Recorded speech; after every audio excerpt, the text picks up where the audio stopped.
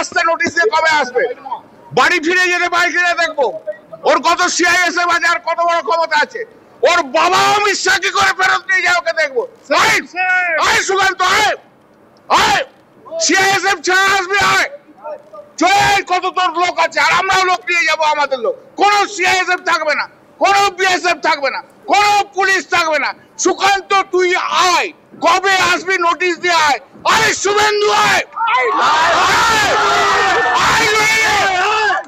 শুভেন্দু পয়সা ছাগল পটে শুভেন্দু আয়, সিআইএসএফ ছেড়ে আয়।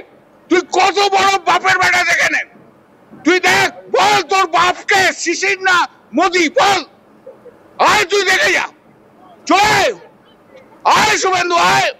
পুলিশ ছাড়া তুইও থাকবি, পুলিশ ছাড়া আমরাও থাকবো, বাড়ি ফিরবি কিনা দেখে নেবো। এখন তো শুধু ট্রেলার দেখছেন, কত ছেলে দেখতে পাচ্ছেন চারিদিকে, কত মানুষ দেখতে পাচ্ছেন ক্যাম্পে ক্যাম্পে। এটা শুধু ট্রেলার। ইলেকশন আসুক না, মাটিতে শুইয়ে দেবো, ওই শুভেন্দু অধিকারী মাটির ভেতরে ঢুকে থাকবে। নমস্কার বন্ধুরা, আমার নাম ধ্রুবজ্যোতি সরকার। ডানকুনিতে শুভেন্দু সুকান্ত আসলে বাড়ি ফিরে যায় কিভাবে দেখব। এসআইআর নিয়ে শোরগোলের মাঝেই শুভেন্দু সুকান্তকে একযোগে নিশানা করলেন তৃণমূল সাংসদ কল্যাণ ব্যানার্জি। আরেকদিকে হাওড়ার বাঁকড়া বাজার থেকে ফের শুভেন্দুকে নিশানা কল্যাণের। ইলেকশন আসলে শুভেন্দু অধিকারী মাটির তলায় ঢুকে থাকবে। শুনুন আরো কি বলছেন তৃণমূল সাংসদ। ও লোক নেই ওদের, গোটা জগদীশপুর, আমি জগৎবল্লভপুর ঘুরলাম, ডোমজুর ঘুরলাম, কোথাও কোনো লোকই নেই। কোথায় করেছে একটা, কিছুই নেই, কিছু নেই, ফাঁকা। ওরা মনে করছে ইলেকশন কমিশনকে এসব করে সিআইএসএফ সিএসএফ দিয়ে আর ওপর দিয়ে হেঁটে হেঁটে যে ইলেকশন করবে, ওদের কোথাও কিছু নেই। এখন তো শুধু ট্রেলার দেখছেন, কত ছেলে দেখতে পাচ্ছেন চারিদিকে, কত মানুষ দেখতে পাচ্ছেন ক্যাম্পে ক্যাম্পে। এটা শুধু ট্রেলার। ইলেকশন আসুক না, মাটিতে শুইয়ে দেবো, ওই শুভেন্দু অধিকারী মাটির ভেতরে ঢুকে থাকবে।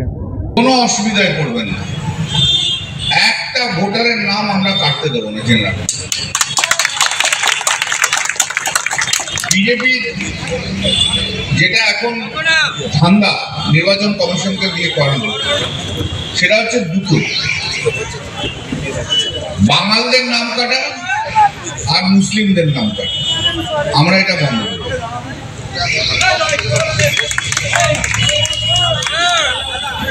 পশ্চিমবাংলা এখন ভোটি বাঙাল নেই, ভোটি বাঙাল লড়াই ভুলে যান, মোর বাঙাল ইস্ট বেঙ্গল লড়াই এখন ভুলে যান।